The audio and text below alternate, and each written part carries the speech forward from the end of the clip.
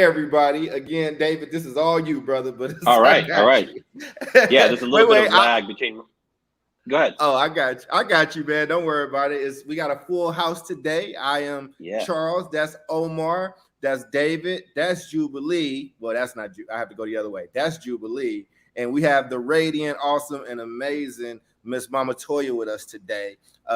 David has put together an incredible show. So I am going to sit back and pass that baton to David, who, like as Omar pointed out before we started, brother, you look handsome, brother. We see the haircut. You got the picture is symmetrical behind you, man. We see you, brother. So take us away. All right. Thank you very much. Welcome everybody to, what episode are we on today? 109, 109, something like that, of the South Star Classroom. As Charles said, my name's David Castillo. We'll jump into introductions here shortly, including our very special guest. Thank you for being here. We're in that like early September moment, and we've actually done, I think, an annual show for the last couple of years around all things back to school. And so we wanted to focus today on this back to school moment. I've been looking up, and I haven't found the exact numbers, but what I can find is that there is something close to like 60 million children that attend public schools in the US. I don't think that includes private schools. So you can do the math. We're talking about tens of millions, 60, 70, maybe even 80 million children are enrolled in schools, K-12 in this country. And so many parents, tend to send their children to school and kind of just, in this like cruise control mode and assume that everything's going to be okay. And what we want to lift up today, because not enough people are talking about it, in this moment, when you hear people talking about education, they're talking about book bans, they're talking about social emotional learning and getting it out of schools. They're talking about all the cultural war stuff, and we might touch on that. But we want to talk about some basic nuts and bolts, right? You are a parent, you're a caregiver, you're an auntie, you're a grandma. What does it mean to send your child, the children that are in your care, back to school? What are some good practical things that you can do? And then we're going to also talk about the flip side. If you are a teacher, right? If you are a teacher in this moment, what are some practical things that you can do to strengthen that home school classroom teacher connection, right? We all have different roles. We all have different connections to this topic. I'm going through it right now as a parent, so I'm definitely going to bring, I wouldn't say some fire, but some passion to the conversation because I'm frustrated. But yeah, that's the topic. So with that, we will do our regular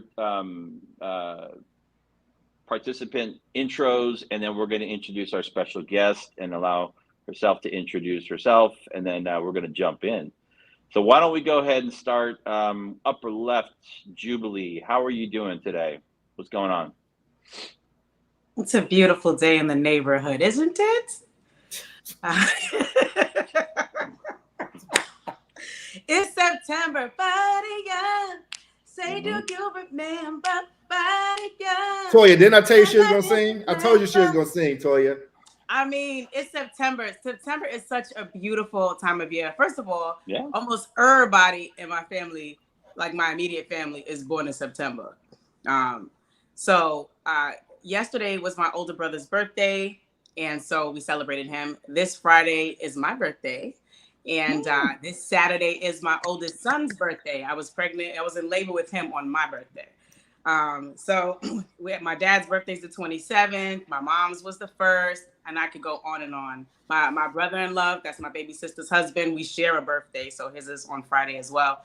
So September is like on and popping. And of course, like this back to school, like we're going to talk about today. Yesterday, 9/11, it's bittersweet. It's my brother's birthday, but it is also a day that was a tragic day, as we all know. Thousands and thousands of Americans lost their lives. I actually worked at the World Trade Center for about 4 years. It's where I was employed through this really dope program that I was in high school. And I worked at that company all the way till I was a junior in undergrad. So, So lost, several colleagues and several friends that day. And so, rest in peace. It's 20 plus years later, but it doesn't make it any easier. But may we never forget. And yeah, so I'm excited to be here and celebrating my upcoming birthday and to be here with all of you. Oh, happy early birthday. All right. Thank you. Yeah. Thank you, Jubilee. Charles, Dr. Cole. Yes, Charles is tired, man, but I'm happy to be here. We have one of my favorite people, man. I love Toya, man. Toya, you just make me smile when you hear Toya checks in on me. It's just great. Toya, there ain't too many things I wouldn't do in the world for you, love. Happy to be here, happy to have you. And yeah, we'll have to get you the right link. You said that the link wasn't working, but we got you. But we are happy that you are here. So I'm good. I have some travel coming up and some work and trying to be diligent and all that stuff. And yeah, man. And so I'm happy. I'm happy to be here. And I'm gonna say this here, Miss Toya. You have an open invitation. So don't say, "Oh, you guys haven't invited me back" or whatever the case is. I just told you. So there you go. Awesome. All right, Omar, what's going on in Texas? Omar's struggling with his sound right now, man. So is he? Okay. All right. Yeah. He got the echo popping. So yeah, just skip me for now. I got to figure out what's going on with this echo. But it's like the mic on the AirPods are working, but it's not. The speaker's not working, and I'm trying to fix it over Firefox, and it's basically stop using Firefox. That's your first mistake. It's like, oh, so what is the best? Let me log out and go to something else. Yeah. What do I go to? Yeah. Chrome? Yeah. Chrome. Done. Try right. AOL. I'll see y'all in a minute. Yeah. You ain't got to try AOL browser like that. We're gonna send him some. I'm gonna send him overnight some of those AOL discs. All right. I just want you to know, Omar just sounded the oldest we ever heard him sound. But for the people out there, Omar is out there running his school right now. You might hear some bells ringing and some kids shuffling. But right. I appreciate his dedication, even though he's in the middle of work. Go ahead, Dave. That's right. All right. Cool. Well, with no further ado, I'd like to introduce our special guest and. I think maybe second or third time on the show, not quite sure. Miss Toya coming out of, I believe, Philadelphia. Is that correct? Yes. Yeah. So thank you for joining us today. And like Charles said, you're always welcome here. We're looking forward to hearing your perspective on the topics today. But why don't you give our listeners a little bit of background on who you are and what's happening in your world? So I am Toya Algarin. And I am a mother of 3. My eldest child is 33. So I've been in the education field for 33 years now. And I also have 7 grandkids. They're across the scale in learning styles. So 2 of them are special needs. One is high functioning special needs, and the other one is nonverbal. So, my job is never done as an advocate, never. I'm on the board of KIP Philadelphia for the last 9 years. That's coming to an end. And I'm a parent advocate in the city of Philadelphia. I've slowed down because, my mother just passed away this year. And basically, how about this? I changed careers because I used to work at IKEA. And volunteer all the time in the schools and stuff like that, raise money for the schools. But now I work in the school part-time. And I'm looking at it from a whole different ballgame now. You know what I mean? So I'm really, first of all, I'm happy to be here and I want to say thank you. And the other thing is I like to talk from a teacher standpoint.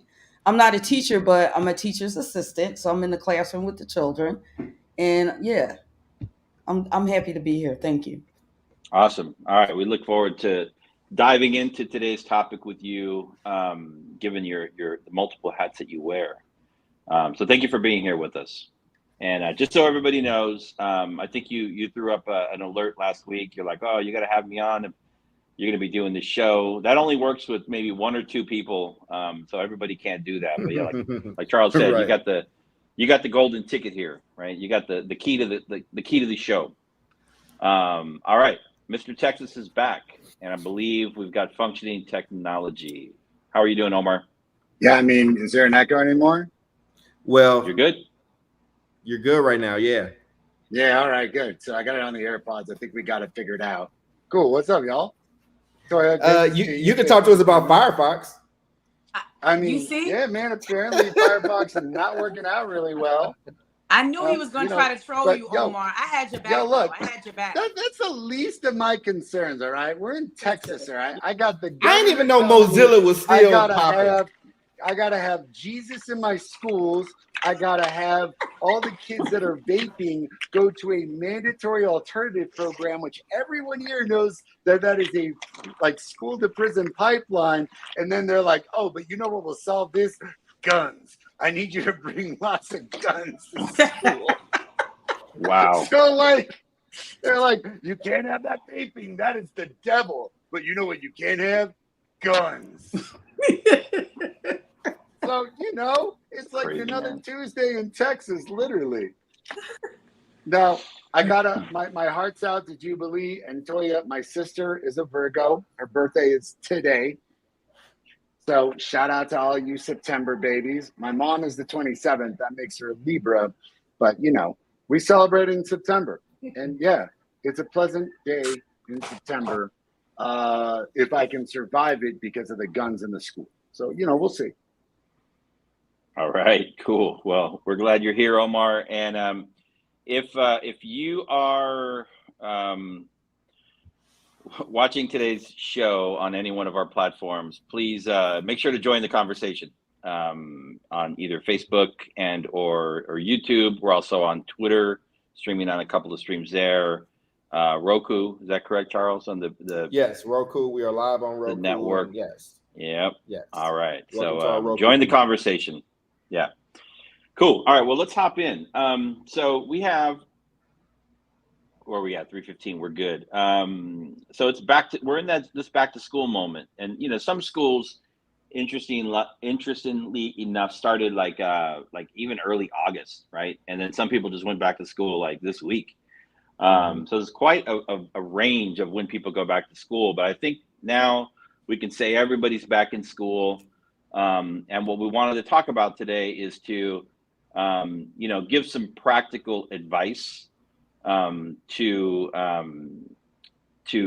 people that are working in schools and to parents that send their children to schools around, how you can best support our students, right? Our children, our learners.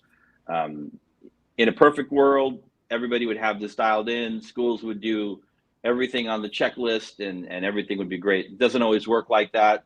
Parents are also kind of overtaxed in this moment. And so we want to make sure that we can kind of cut to the chase and give some good practical advice. Again, especially coming out of emerging from the pandemic, people are talking about new variants. I don't know if that's going to come back, but we're definitely still getting reacclimated, getting our sea legs back. And then also trying to cut through all of the BS with the, it's not BS, it's real stuff that's happening, obviously.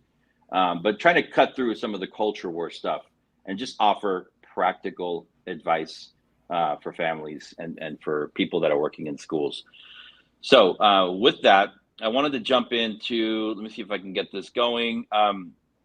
We wanted to start off first with, what we call, families, parents, caregivers. Caregivers is kind of like an overarching term that basically is used to describe anybody that is, responsible for caring for children.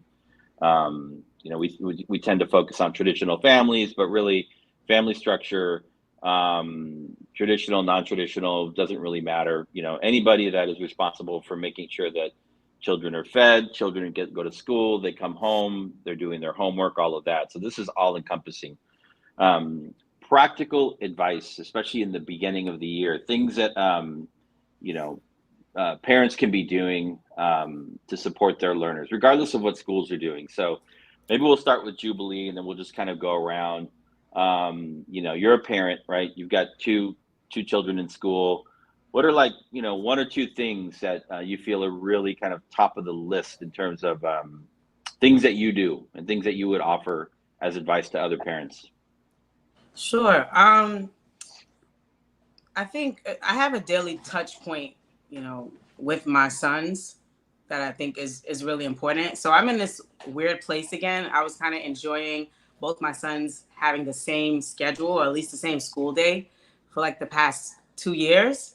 But now we're back in the saddle again, where one is in middle school and the other's in high school. So now one catches the bus at 6:53. The other catches the bus at 8 something. And so we used to have like our morning prayer time and all these things that I'm now reconfiguring, So one thing that I have resolved to do is ensure that regardless of, and if you hear something bouncing in the background, it's because the Meadow Rose, Charles, don't say anything, decided to play with her ball in this moment. And so I'm going to push on through. But if you hear that, it's Meadow. She was quiet and now she wants to play with her ball. So there's that. All right, Meadow Rose is the dog. It's the damn dog. That's what you That's what got you. Oh, right. Okay, so you're going to say it anyway. I know didn't it. recognize the name. My bad. It's fine. No, it's cool. That wasn't my cue in to start singing George Clinton, man.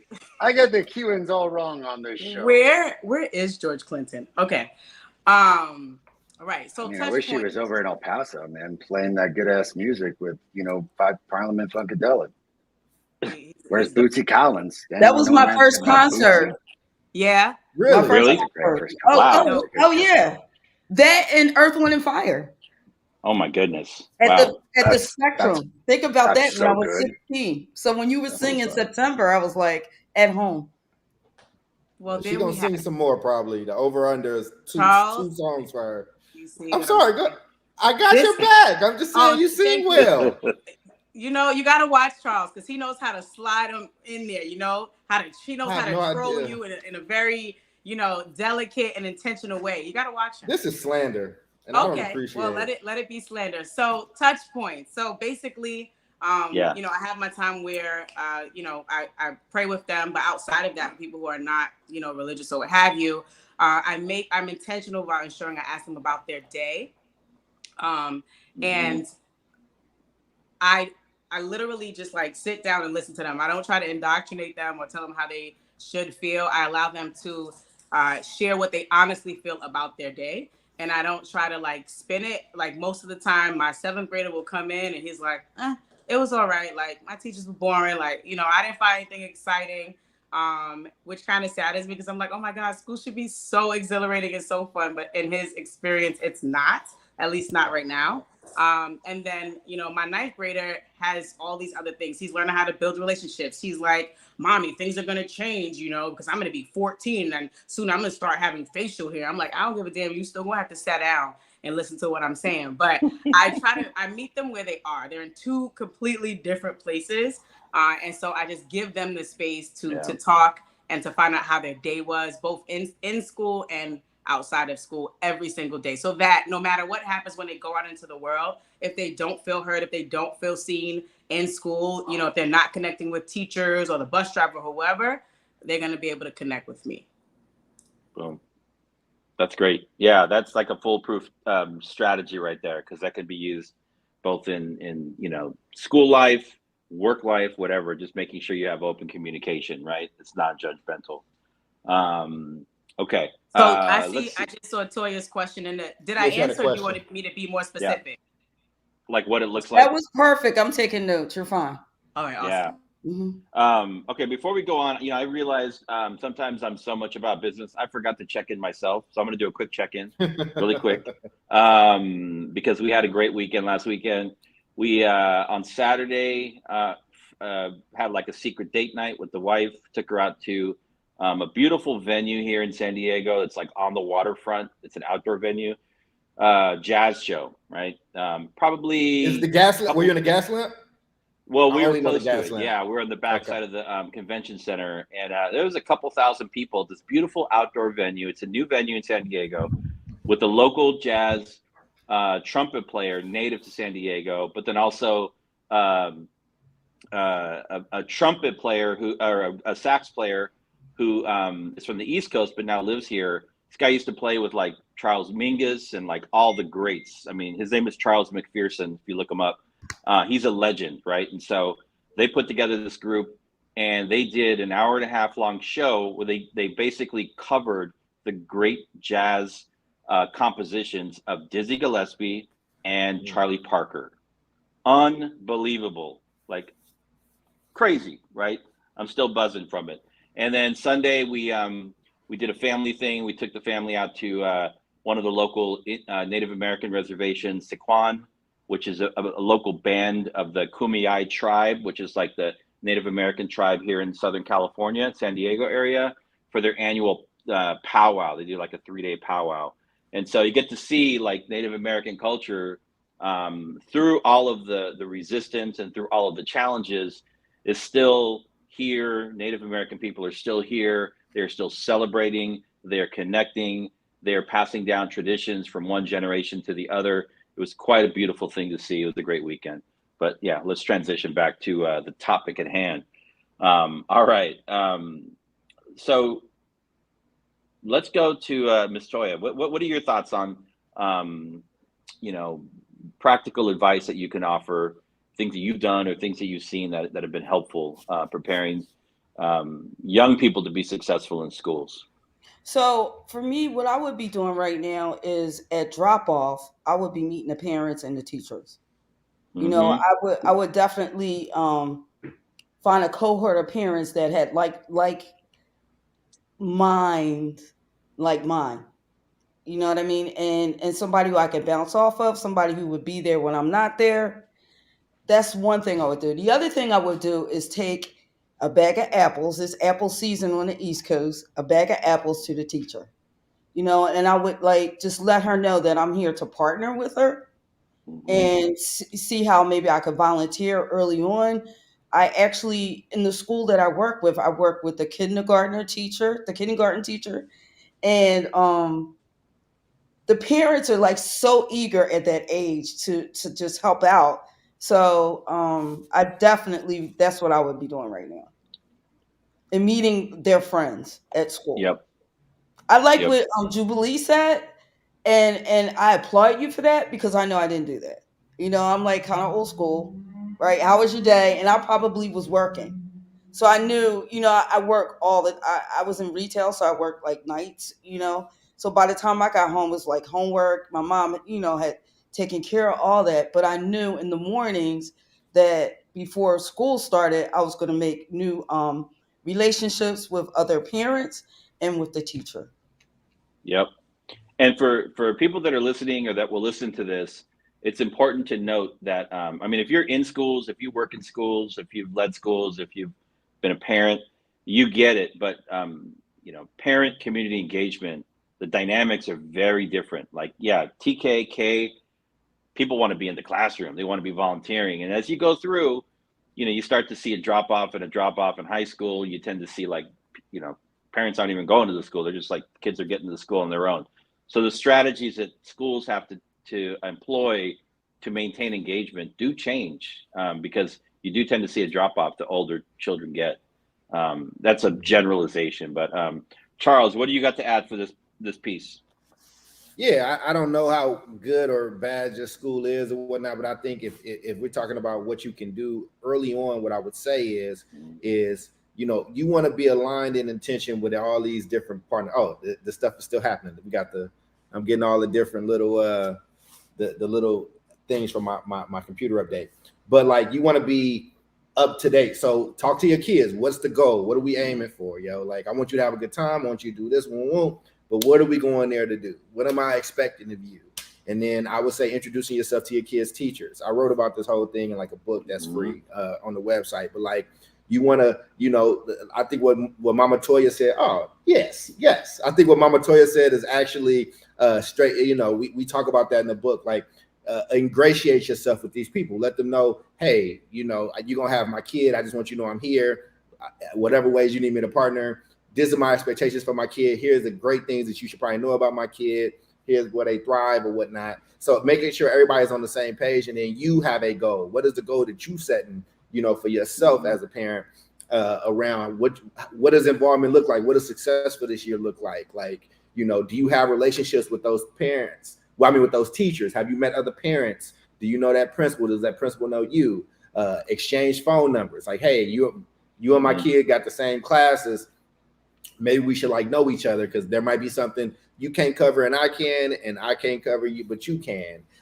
Like, you don't have to do this alone. So start to put together your supreme team around that stuff. So when we're talking about there's a lot of things that you can do as a parent or a caregiver. You don't have to have a PhD. You don't have to be a teacher or have, experience there. There are just some of those stalwart parents that that you see in that school, and everybody knows them. It's really different when your kid is acting up and people be like, I know Miss May, right? I'm gonna holler at her, right? Like, what's happening, because like you said, David, early on, it's cool for parents to be in the school in that classroom.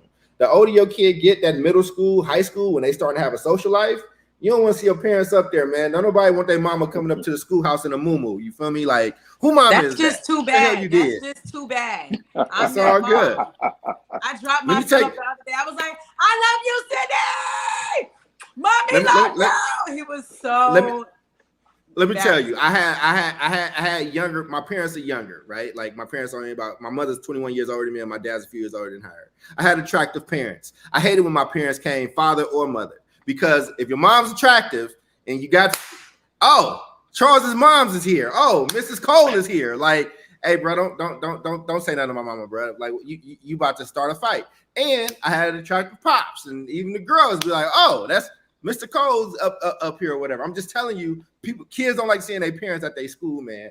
But the point is, what I'm saying is that you have to make sure that your presence is felt, that people know they can reach out to you. So don't think that you have no power over this school. Don't think that there's nothing that you can do, because whatever you tell yourself, you're going to be right. If you say I ain't got no control, then you don't.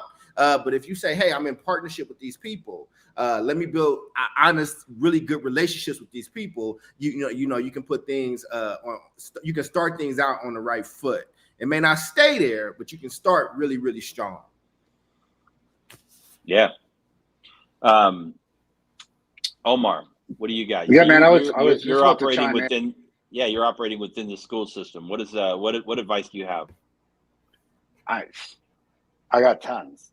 I think for the school people, like, y'all need to get some damn advisories going. Because, like, look, we're talking about parents now. What advice do you have for parents? And okay. Let me get to the parents, because if I'm a parent, I would advocate for an advisory system first and foremost, because, like, who are you talking to? You go to high school, middle school, who are you talking to? You need an advisory system where you have a one-stop shop where you can talk to this one advisory teacher and they can provide context for everybody.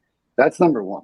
If I'm a parent, I think I have three pieces of, like, very solid advice. One, get to know your administrators immediately. Who's the principal, who's the assistant principal, make a relationship with one of them where you can communicate. Because if you don't have an advisory system, you've got too many teachers and things are going to fall through the cracks. You need some administrator that's a friend of yours, that you're not lauding accusations. You're just like what Mama Toya is talking about. Like, go take them a batch of apples, some candies at Starbucks, say hi and be like, listen, like, I'm here to help you.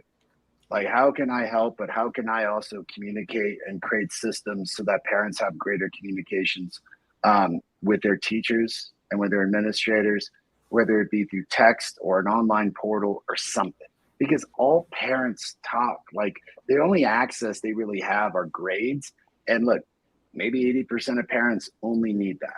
But when we're looking at the other 20% of parents, there should be some level of greater access so that they can not only talk to administrators, but understand what's going on. This flips back to the administrators, where I'm like, administrators of schools, you need to start making access a little bit easier. And what I mean by that is, like, so you invite parents to coffee with the principal. Cool. What if they can't make it? How are they going to voice their concerns? Is there a portal where they can voice their concerns? Did you put that onto a podcast or a video so they can watch that coffee with the principal, whatever they want, and then be like, click here to send a message to the principal? Like, you know how easy that is and how revolutionary that is? And parents, I'm telling you, I wish you would also be advocating for these systems. But look, educators, oftentimes not the best tech savvy people. Some of y'all may know exactly how to be tech savvy. Be like, listen, here's how to set this portal up. Cool. Those are my first two pieces pieces of advice. Get to know your administrator, figure out greater portals of communication within the administration in order to have them get your feedback if you're unable to go to a coffee with the principal and everything else. Also ask for a more diverse set of ways of hearing that information, a video, a podcast, a newsletter, just something, right? So that you're hearing what's going on in the school beyond just your children's grades. And then the third thing is like, yo, you may not, if you got no advisory system, if the administrators are packed, go find a teacher that you really like. Just that you like, that you can establish a solid relationship, because I bet you $1,000 they'll go to bat for you and finding information for your child. So if it's like your kid's got a great relationship with that social studies teacher or that science teacher, find out who that is. Then go make a relationship with them and just talk to them. Be like, yo, I'm, Umberto's mom. Yo, I'm, Charlotte's dad. I would love to help you and get to know more about what's going on in the school. How can I provide support? If I can't come volunteer, is there a way that we can communicate and you can help me kind of navigate the terrain so I can learn more about my kid? I mean, right there, dude, like you're able to do what Charles is saying, which is don't expect agency to occur from somebody else's hands. You have to be the catalyst for your own agency and take it into your own hands. And I'm not saying, hey man, you got to go all renegade and start coming in here guns blazing, literally, in order to like take care of your child. I'm just saying no one's ever going to do these things. So take it upon yourself to do these things. That's some South Star advice right there, man. Damn. Yeah. Take that. Take that. Yeah. I think the advice I have to offer, I'm not going to repeat anything, but it's very like, at least the way that my brain works, it's very like transactional. And what I mean by that is, if I think in some of the charter systems and maybe private schools, I don't know, they might do it differently. But if your child attends a large district school, there's a lot of anxiety. Like you don't get your schedule until sometimes like the day before school starts, right? You don't know who the teachers are, and it's just like, what are we going into?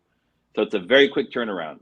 And so for me, as a parent, what I historically have done is make sure that you have, I prepare an email, a very basic email introducing myself.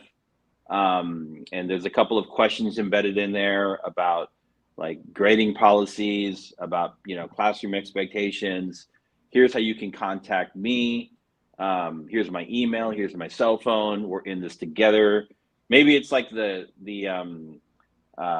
not like a physical apple, but it's like a conceptual apple, right? I'm breaking bread. I'm like, we're in this together, right? I'm sure shit's gonna go south at some point down the road, but right now, like, trying to build a relationship with people and letting teachers and administrators know that like I'm paying attention as a parent. I have certain expectations, right? And so just doing that early outreach, like we know how to get in touch with one another. The second piece is like understanding how the schools do grading, right? Am I logged into that grading portal? I'm in there. I know my kid has 6 teachers and I know 4 do grades and 2 of them are slacking, right? But that's how we communicate. This is the way that, the schools tell me how my child is doing academically. And I expect all 6 teachers to enter grades in a timely fashion, right? That's the accountability piece. Maybe there's a world where we can do like some workshops for parents around the different grading systems and questions to ask, because it can actually be a good tool. And then also on top of all that is like being the parent of a child with an IEP, making sure I know who my kid's case manager is, if it changes, right? Because they typically change. So who is the new case manager for my child? Who is providing services? What does that look like? This is very important. You have a child with an IEP. Have all of my kids' teachers been provided the IEP at a glance 1-pager? So do all of my kids' teachers know that my child has an IEP? And do they have the overview of what is in the IEP? That's some basic accountability, and that's things that should be happening at the beginning of the year. So let's make this next segment a little more interactive. That was kind of like we all went around. If anybody has anything they want to add to that, let's do it. But otherwise, in the interest of time, let's move on to now let's talk about schools, right? So what are some things that schools and teachers can be doing, right, on this same thing? So now you're working inside the building, right? You're either the administrator, you're a teacher. What are some moves that you can be doing and you should be doing in the very beginning part of the year? We'll leave it open to anybody who's got something burning right now. I would say, if I was a teacher, and I've witnessed this at the school that I work at right now, the teachers are out there in the morning, and they're out there earlier than like 8:15, and they're out there meeting parents. I love that. And like the principal, and I'm not like whatever. She's good she knows everybody's name. She knows the students and what class they're in. You know what I mean? Like, how do you know everybody, 400 kids' names? So as a teacher, it's just communicating with that friendly face and letting parents know that, yep, I'm here. I'm teaching your child. I'm caring for your child. And actually, I think teachers should also ask questions about the child, ask questions about the students, So, yeah. I think anybody that's working in education and working in schools, I hope that you heard what that parent and that parent advocate, said makes her feel, welcomed and puts her in a good place with you as an educator. I think the situation is similar for educators as it is for parents. I do these trainings both ways. I would say you can depend on the age group and what's appropriate. You can send something home and saying, hey, I'm Mr. Such and Such. Here is my grading policy. Here's how I'm thinking about things. This is how you can this is how you can connect with me. Here's my discipline policy. My camera's doing some cool stuff. I like that. Yo, man, you see that? You got like a big ass stuff. I know, man. Like it does a whole bunch of stuff. What you got going on here? It's really dope, man. And I want yeah, I mean, you got to get off of Mozilla, brother. But I got you. Like, you see what I'm saying? You see? It sounds like he's trying to be supportive, but he's really trolling you. There it goes. There it goes. I'm just saying. Oh. He's got like fireworks. He's really trolling you. It's bothering me, Omar. Just saying. Yeah, Julie, I think you just bothered. It's all good, but I think as a teacher, as this school, I think be as clear as you can, set as clear expectations as you can, allow those parents and those students to ask questions, like make sure people have an understanding. And I also would say, and don't leave out your like curriculum goals either. Don't leave out what this kid will be learning, where they starting at and what they'll be learning. Don't leave that out. And I think if you start engaging.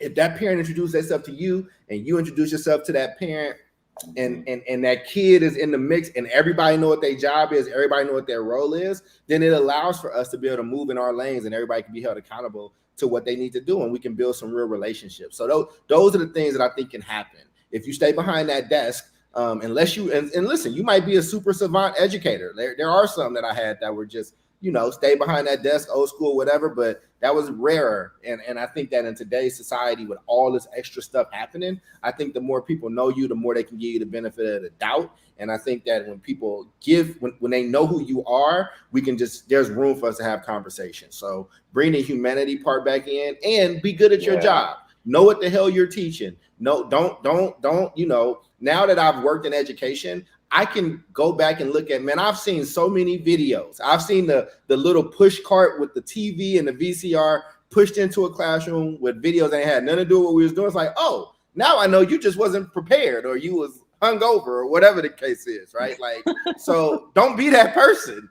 And that's what I would say. Because people don't be liking to talk about that. But when I started working in education, I was like, oh, that's why teachers be having the movies pulled out or we watching a movie today. Your ass don't feel like teaching today.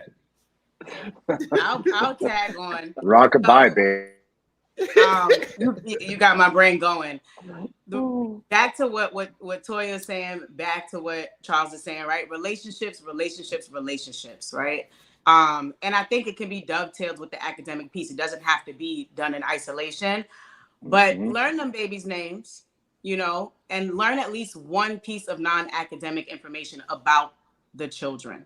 All right. Like everything does not have to be about reading, writing, arithmetic. If you know that child has an affinity for horses, right, or loves, you know, is on a football team on the weekends, right, or, you know, has a grandmother who, you know, whose name is May May or whatever, like, you don't know how far that piece of information could go during instruction, and you don't know how much you can leverage that little piece of information to connect with that student and get that student learning or going further faster.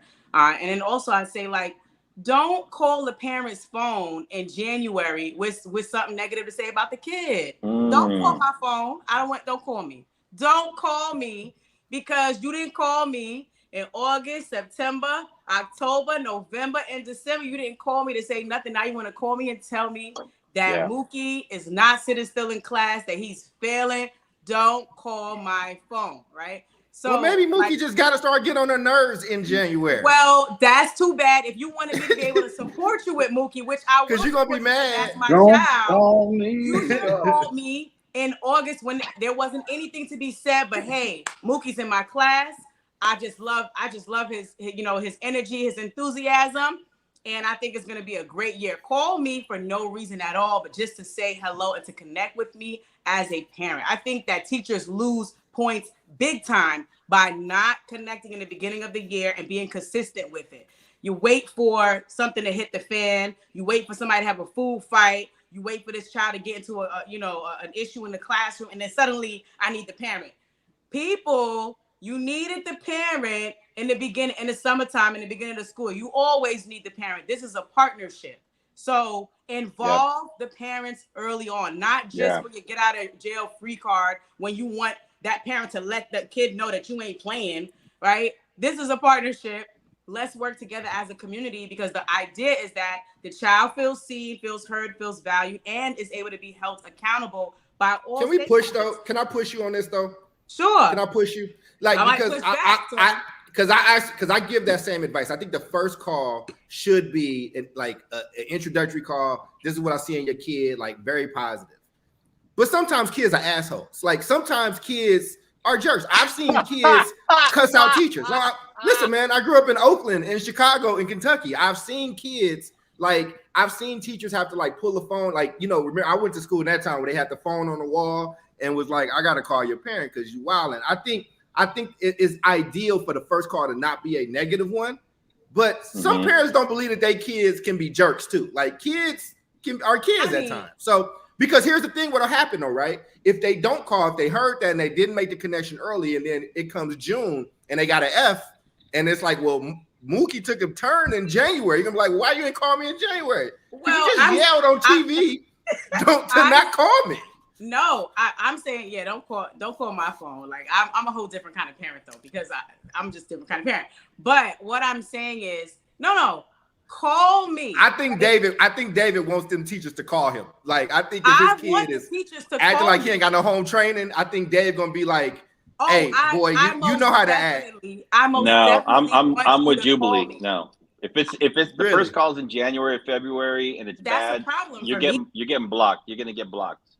What if your kid has been great all year, David, and then something, David, your kid got his first girlfriend. He broke up with his little girlfriend in January and he started wilding out. I still should have heard from you prior. Yeah. That's all I'm saying is, instead of this idea that the parent is only to be contacted when said teacher needs help in correcting a situation. It's easy when you got an elementary class. It's easy when you only got the 25. When you are a high school or a middle school teacher, and when you got 100+ kids, listen, you get a paycheck, right? You get a paycheck, right? When you get a paycheck, but listen, I think teachers should absolutely communicate. This is one of my things. I teach and I work and support that. You know what I'm saying? And I'm gonna have Omar jump in on this one because he is a principal over. I don't know what grades you got, Omar. I don't know if you got the higher grades, the middle school kids or whatever. He does. But when you start getting into 80 kids and 90 kids or whatever, like you can try to make some contact, but it's hard though. I can get that being difficult. Okay, listen to me. Maybe I'm biased. Remember the story I told you? Yeah, because it's your kid. No, yeah. Let's go to when I was a principal, right? And my chief academic officer, who was also my leadership coach, was like, look, I didn't realize I stepped into a turnaround situation. You're like, you're gonna have to call them parents. I said, call them. Absolutely. It's right. It was a small school, 250 kids, right? Times however many parents, because I did speak to all the parents, right? I sat in my office, right, amongst all the other stuff that I was responsible for, and dialed each number. So when people throw numbers at me, it doesn't matter. When I was at AP, 600 plus students, we learned all the students' names. To what Toya was saying, it can be done. I'm not saying that. I'm not saying it couldn't be done. I got you. Yeah. I'm not saying that. All I'm saying is, if it is an intention, it can be done. And the idea is to just see the parents as partners versus this idea that you only contact parents to correct situations, right? If you see it like that, then you will reach out more often, right? And it doesn't always have to be a phone call. It could be a text. It could be one of those school messenger things. It could be a newsletter. It could be an email. It could be I'm all for like communication initiative to do these things, right? Mm-hmm. I'm also for parents initiating this ability themselves. Exactly. Exactly. Here, right? Look, that's why we got advisories. We're 6 through 12. That's why we got advisory systems, because it's a one-stop shop. But there's a dual end to this that I want to advocate for. Look, and I'm saying this as a leader of a Latino organization. Latino parents are very hesitant to engage. It's why David and I are so quiet, because that Latino heritage, like, let the person finish speaking. But then I got Toya being like, you better jump in or she's gonna leave. And I'm like, I got you. I'm going to jump in. So on that end, teachers, we advocate for our teachers to jump in with our Latino parents because they are hesitant, because they do need a little bit of like courtesy. However, what we're talking about on this podcast is parents having the agency to jump in themselves. Exactly. Because ultimately, this is what David is saying, or excuse me, Dr. Cole is saying this entire podcast is like, squeaky wheel gets the grease. Squeaky wheel gets the grease. And for our parents to understand, listen, there's only going to be a handful of parents that actually reach out and do this. You will be the most important parent on that campus, because you're going to be one out of the 15 that took the initiative to actually do this. And now the principal's going to hear you, the admin's going to hear you, and everything else. Look, Jubilee, I'm with you completely. But what you're talking about is high-end work that best practice people do. We're doing this stuff. You did this stuff because y'all are badass. But when you can't tell me that's what's going on in 85% of the schools out there with the principals. It's like, not. I know the name of every child. Hell no. Exactly. And like Dr. Cole says, we're out here on our own. So like, don't wait for the school to talk to you. You better call that ass. If your kid got 6 classes, 7 classes, that's if you ain't heard from them classes in months, then it's like, yo, let me make a call up here and just kind of see how things are going or whatever. Like, I think what Jubilee and David are saying is what should happen. I think we have a conversation about what should happen, and we talking about people who are educated and administrators. It can happen. I mean, these things can and it should. Yeah. It can and it should, but everybody's not like you, David. Like, this is why you ran successful schools. You have So that's why we're talking about like practical advice for. I'm talking to the Toyas, right? I'm talking to the Toyas. Right? I'm talking to Toyas. I'm talking to the mama Toyas, right? Where it's like, look, if you ain't heard from that baby Charles, school, hold on, Charles. I gotta interrupt. We just got pulled up. We're getting pulled up on by the Literacy Society. So that's what's up. I want to. Yeah, we're getting pulled up on. So hello, Literacy Society. How you doing? Yep, I got a couple. Shout out to Sonja's on here. Mother's on here. My we got some good comments coming through, and my brother's also educator watching. Yeah. I love it. So, I love it. Toya, what do you have to offer on this? I was gonna say if Toya got some, Yeah, you're working in classrooms. You serve on a school board right now for KIPP, Philly area, right? So, like, what does that look like for you? I mean, I see all sides. Because, to be honest with you, Jubilee, you wouldn't run into the problem of the teacher calling you 6 months later because you already know the teacher. You know, so for me, it's like, and that goes true. what you're saying about don't just call me when my son does wrong, call me when my son does right. Exactly. But the other thing that I tell you right now, right, the funniest thing with me is with Romeo, my youngest son, they knew me so well. I wasn't even on the board yet, right?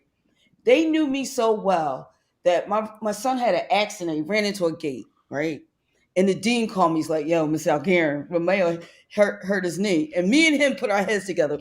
What's it look like? Well, I think he'll be all right. I was like, can we put some dirt on it and tell him to get up and keep going? And we both agreed to do that. And come Tuesday, he dislocated his kneecap. We didn't even know. I didn't go blame him. He knew me that well to make a diagnosis for my son. And they know who I am. If the school had a problem with parents, they'd be like, "Yo, Miss Algarin, come here," or and that's why I'm on the board. Or I'd be like, "No, no, no, this is the problem that we need to address." You know what I mean? This is what parents need. But I will tell some of the administrators out there, I seen some good ones and I seen some bad ones. Absolutely. And I seen some ones who didn't care if my voice was loud. Yeah, man, exactly. And shut me down. And shut me down. You know what I'm saying? And shut me down. So, it depends on who's at the helm. And like I said, that principal on the second day of school knew everybody's name. And I was just like, wow. Right. Yeah. And that was a special one. And you just don't want to leave it up to chance like that. Even when we get to final thoughts, Toya, I'll divert and ask you if you got any questions because I want to make sure we got to it. But like, even I don't know if you can see it, but like in that book, like we tell our parents, you got to make 2 points of contact with your kid, every teacher your kid got twice a semester. Like you need to reach out. You need to do that. You just to check in and ask those questions because you don't want to play those games. We can play the should have game a lot, right? Like and again, I feel where Jube is coming from, and I feel where David is coming from. But y'all are exemplar educators. You are really, really good at what you do. But here's the thing that I'm talking to parents out there. Your kid is not the most important kid to that teacher. I just need you to know that. It's just not. That's the most important kid to you. You know what I'm saying? Depending on how many kids you got in the house, that one might not be the most important kid in that house. What I'm saying is this, man. Let's just be really real with it. You don't want to leave none of this shit up to chance. So, like, if you got a good teacher that calls you, that checks in, that's positive, then get them a Starbucks gift card. Get them something to go to Benihana and take their partner. Show them that love. Get them apples. But in the majority of schools that we don't work in, and David, I came up under you. I'm under I come up after you. Like, I went to Westlake. You familiar with Westlake? You familiar with these places? I promise you that's not what was happening. You know what the vice principal at Westlake was doing when I was a kid? Chasing kids down the street because the gang fights was happening. Like, motherfucker ain't worried about checking in and calling and saying, Jubilee, your kid is great today. He trying to stop these kids that came up here with a 4-finger ring on that's knocking out this other kid. And you've been in that environment, David. That's what I mean. It's like, they're operating off of a different hierarchy of needs, right? They're like, I just need my kids to like not go home like stabbed or like beat up, right? Yeah. And Jubilee ain't wrong. Jubilee has high expectations. I think she's great at that. But yeah, if you've worked in schools, so now we're talking about like the teacher administrator hat on, right? You surely are going to be like chasing down situations, right? Where there's like bullying or violence or low academic issues, like any number of things that kids aren't showing up to school. But it all starts with having basic infrastructure in place, and I think what we're talking about here is like one of the things that is really important. If you are a principal, a superintendent, I'm a teacher, right? And today's my first day. I have 5 classes. You're right, Charles. 180 kids. I'm going to make sure that my administration has me set up. It's not my responsibility to find an app to like communicate with my parents. I'm going to make sure that my school is working on an online platform, Parent Square, whatever you want to call it. They're out there. It's an easy technological fix. And if I'm a teacher, I want to know that I have access to easily email all of my period 1 families. and my period 2 families and my period 3 families and whatever, and then all of them together, right? So is there a basic infrastructure in place so I can type a quick message? I have access to translation tools as a teacher, because maybe I'm not a native Spanish speaker. Maybe I don't know Spanish. Maybe I don't know Arabic. Maybe I don't know whatever other languages are out there, right? Is my school providing translation services for me so I can make sure that I'm hitting all the marks, right? Those are things that are the responsibility of the principals, the superintendents, the school districts. These are questions that teachers should be asking. If you are a teacher, you should have all these tools at your disposal. So you can just type up a message. Hey, it's the beginning of the school year. My name is Mr. Castillo. I'm teaching 9th grade geometry. Here's how to get a hold of me. Here's a link for the syllabus. Real basic, right? Just make that. I'm not talking about the individualized student conversations. I'm just talking about just open the door. Exactly. A just blanket, open the door, like, and make it clear. Here's who I am. That's it. Make and it that's clear. It's the door opening, right? And so that in and of itself opens communication, right? It's a starter. And so if I'm a teacher, I'm going to ask my principal for that. I'm going to ask then the principal should be asking their superintendents. That's a technological fix, right? It's easy. It's low-hanging fruit. And if it's 2023, and if you're a teacher and you don't have those tools at your disposal, you need to ask for them. Mm-hmm.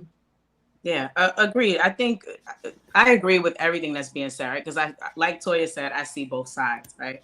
On the parent side, yes, there should be that agency where you reach out, but there's some information that you've got to get from the school, which is what Dave is talking about. Like, open the door, make it super clear how part of my frustration of relocating from New York to Maryland and learning this educational landscape down here is initially I didn't know who the hell to talk to, who to reach out to, who to send an email to, who does what. And it just wasn't super clear. So it added some frustration and it deepens my distrust of this entire space. You know what I mean? So where I worked was no walk in the park, right? I'm born and raised in East New York, Brooklyn. I should Google it. It's like a little step from Brownsville, where Mike Tyson is from, right? So I've been kicked, I've been spat on, I've been cursed out, I've been all the things you could think of. But I think what I want to go back to is just the intentionality around the communication. That's it, for everybody, right? And I think a school does have the right to express that, hey, parents, we're not always going to be able to, reach out. Like, but here's our open door policy, or here's the number to the main office, or here's who you speak to if you have an issue with this, and have a printout or an email that has that information, or something that parents can hold on to and know, oh, I got to talk to, like, my son just got to high school. They have an annex. I already know it's Miss M. I got to talk to Miss M if there's an issue. I just met with her the other day. There was an issue. I was able to contact her, go in, meet, resolve the issue, done. That's what I'm asking for, like, as a parent, a clear pathway. And then from the school side, I feel like the school should be very clear about what they express in terms of how to get in contact with us. In addition to the teachers who are being paid, hallelujah, right, to also prioritize consistent communication in some way, shape, or form, be it a phone call or any of the other means of communication. Absolutely. So many levels to unpeel with this. And I'm gonna let y'all know right now, this show will probably go over. But the thing is this, right? I'm just gonna say, I'm saying, look at the onion, right? And we unpeeling it. We talked about the parent, we talked about the student, and we talked about the teacher. But then you gotta go to, there's a level where it might be a new principal, right? And she don't know half of this stuff. Like you said, David, when you said new teacher, I was like, oh Lord, it might be a new principal who don't know any of the parents. And or how to run the school. And might not be trained by a new superintendent. Right. At the risk of my child's education. They're learning their job, but my son only has 1 year in 3rd grade. Yeah. You know what I mean? This is tough. That's why, again, and the funniest thing we talked about, like, I don't know how many minutes are going by because I don't have the bifocals on today. I got the really jewelry, nice, glass. You out here. You look great. You look beautiful. Amazing. But the thing is, like the most important thing is the communication, right? And building those relationships. Because, and then as parents, to give teachers grace, because maybe it's the first year, and then teachers to give parents grace, and students to learn. I mean, this is a whole, it's an onion being unpeeled today. Yeah. Yeah, and you're right. Like if you might have a new teacher, a new principal, and you want to give that grace period, but then next year you have another new teacher and a new principal, and then you have another, and it's like, okay, come on now, you only got one shot at this, right? And so when we talk to parents, right? So y'all get me all motivated and everything, but when we talk to parents, they have to know the importance of being there and the importance of talking to other parents. The parents that don't work in the morning that can go to the school, or somebody at drop off. It's a lot, guys. You get me? I mean, like, I haven't had a child in school. I guess my oldest is 25, but I got these grands, and I'm just like, you're really pumping me up here today. Yeah. All right. Yeah, I think it's beautiful. Go ahead, David. So it's 4:02. We're over already, so we'll go over a little bit more. But I wanted to just, like, given the fact, so we started with the big theme around back to school. We started with the parent caregiver facing piece. Now we're talking about from within the school, from the teacher to the administration to superintendent. People that are running schools. I guess let's transition into closing thoughts. We can, like, kind of freestyle it. Like, what is one thing that you have to offer? What do you feel? What are you feeling right now that's, like, most passionate? Like, what is the one thing that you want to communicate, that you want to share around this topic? Relationships. Like, I think it's what real progress is built on. And don't no parent or teacher or principal or human being want to know what you know until they know, like, how much you care, And I'm not talking about being all mushy and going to people's birthday parties and, being a people pleaser, but I mean just the general basic human need for connection. I think when you establish that, it is easier, to Toya's point, to give grace, and for your mind, instead of going to a negative place, to go to a, you know what, maybe Miss M just got caught up. Maybe that's why she didn't send an email, or, right, I know she has, tons of students, versus she don't care about my child, right? I think a lot of vitriol that exists comes from the lack of relationship, lack of knowing that someone cares about you in that school environment. And whether it's the school leader, or to I think Omar's earlier point, a teacher that you like, that you can connect with, or someone, everybody needs an ally. And I think all of this is to benefit the growth and the progress of every single child that goes to public school or school period. Boom. I'll go next. So I think the one thing I have to offer that I haven't shared is, like, we're in this back to school moment, and we've got back to school night tomorrow, right? I'm not sure if I'm gonna go because we got stuff going on, but I should definitely try to go. But I think for people that are running schools, like, if you've been in a school, if you've been a principal, if you've been a teacher, there's a template for back to school night. If you're a parent, you've experienced it, and it's like, oh, okay, that's the same that it was 20 years ago, right? My offering here is to, like, let's reimagine what back to school night could look like. And it's not that hard. You can communicate expectations, you can communicate a syllabus, you can talk about content via other means. But if you're going to ask people to come into a school physically and run them through a schedule, try something different, right? Facilitate small focus groups of parents, or just ask parents. Let parents speak more. Instead of communicating what the expectations are of the teacher and of the school, why don't you ask parents what the expectations that they have of the teacher and the school, right? Facilitate those kinds of conversations. And it gives teachers valuable information. It gives schools valuable information.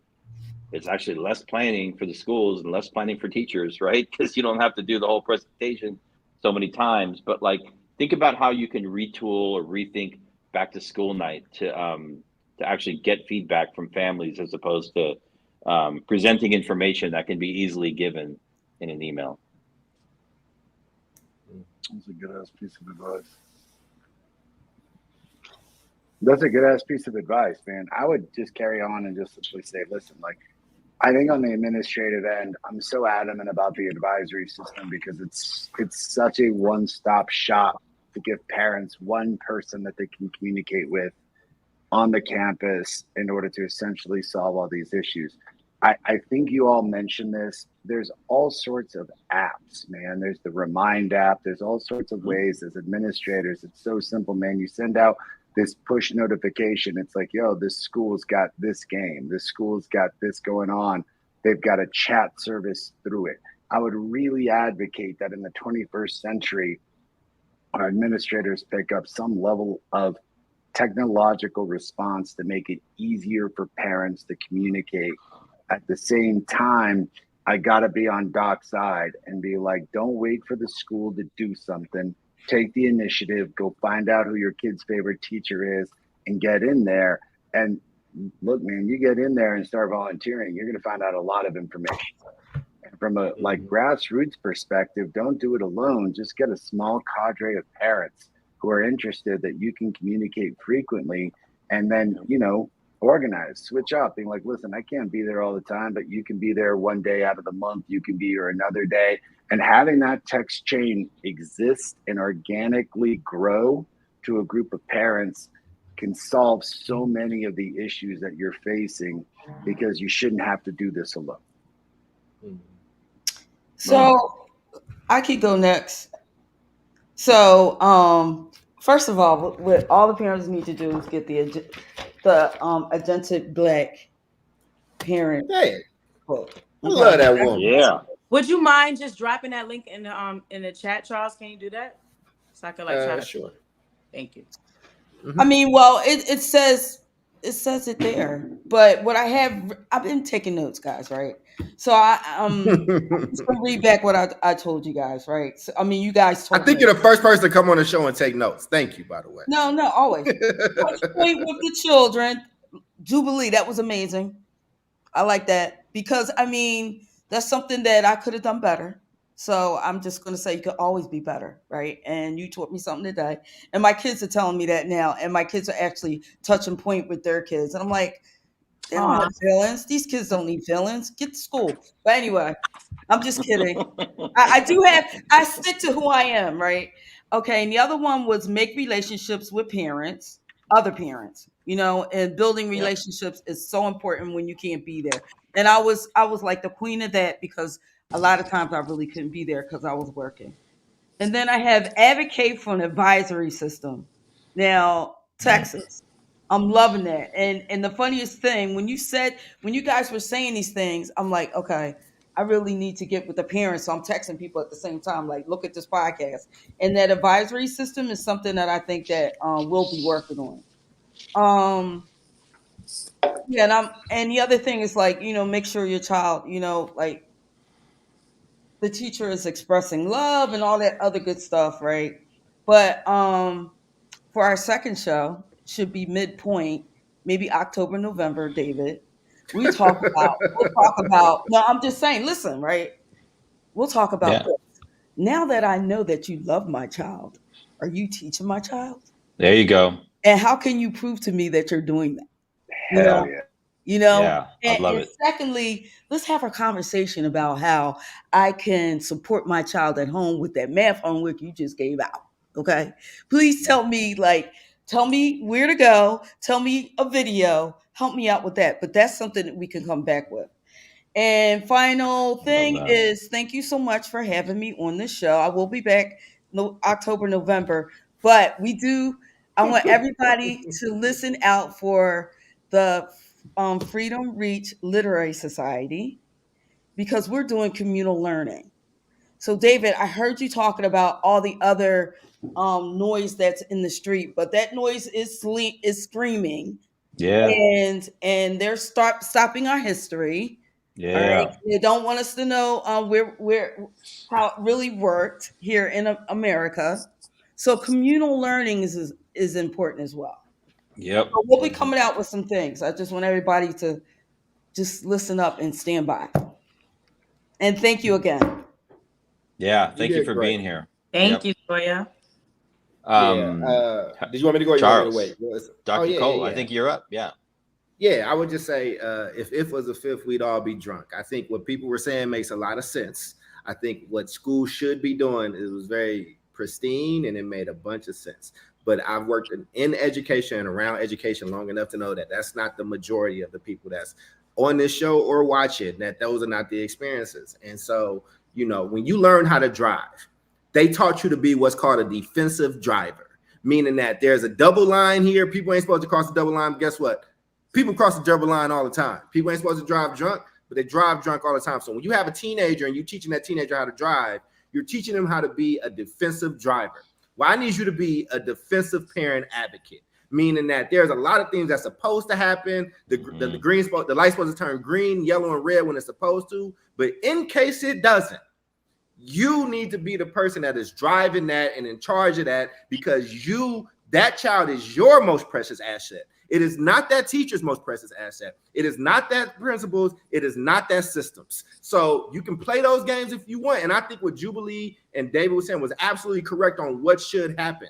But they are talking from being very high-performing teachers and administrators. And if we had more high-learning, high-functioning teachers and administrators, then we wouldn't need this damn show. But we do.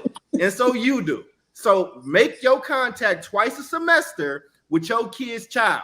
If they got 7 teachers, that's 14 calls. That's it. That's it. Do that. And then when they call you in January on some stuff you ain't know about, it's like, well, why you didn't tell me this in the last check-in? Now you got that. But this is what I want to tell Black and brown and poor parents. You can win all the arguments. You can get all the moral wins that you want. But our kids are still not getting what they deserve, and you deserve better. So don't wait for them. Don't wait for them to prove statistics wrong. You got to get ahead of it. Those are my final thoughts. Woo! All right. I think have we wrapped up closing thoughts? Everybody finished? I think it's all you, brother. We're good. All right. You got you, coach. All right. Well, I think I closed out. I started on the idea of the flipping back to school night, listening to parents about expectations as opposed to communicating expectations from the school. So that's it. Yeah. Episode 109, back to school special. It sounds like we got some more shows teed up here, which we can definitely make happen. Thank you, Ms. Toya, for joining us today and sharing your experience and your wisdom with us. And thank you for bringing your people too. We got some good views today. So thank you for that. Got a little bump there. That's how you roll. We appreciate that. And yeah, we'll be back next week. South Star Classroom, episode 110 next week. You can join us here every Tuesday at 3 p.m. Pacific time, 6 p.m. Eastern time. And we do a rebroadcast of this show. This show will be rebroadcast on Friday at the same time, 3 p.m. Eastern or Pacific, 6 p.m. East Coast time. So with that, thanks everybody for joining us. Power to the people.